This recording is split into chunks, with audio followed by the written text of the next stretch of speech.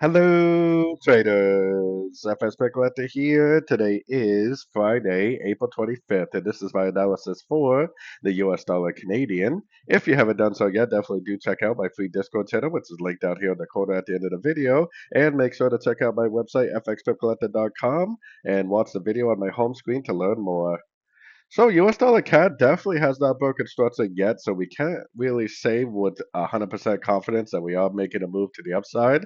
Based on the US dollar index and other correlated pairs, I think there is a pretty good chance that it will go up and break structure. And if it does go up and break structure, more than likely it's going to make at least a correction to the whole wave down if we zoom out. So, you potentially could get a correction to this whole move down, which would be a pretty big correction if that is the case. Now, like I said, we really can't confirm that it is going up yet in that big way because we definitely don't have a breaker structure. So if you do see some sort of double top type thing or some sort of an engulfing move down, you might want to get short again because the trend is definitely still down on the higher time frames. I personally think, like I said, because of the US dollar and correlated pairs, there is a good chance that it will go up.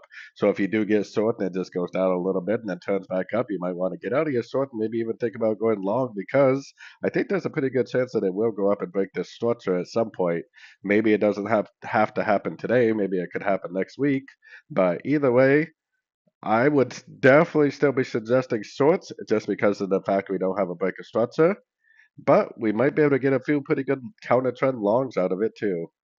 So anyways, don't forget to like and subscribe. And as always, thank you for watching and happy trading.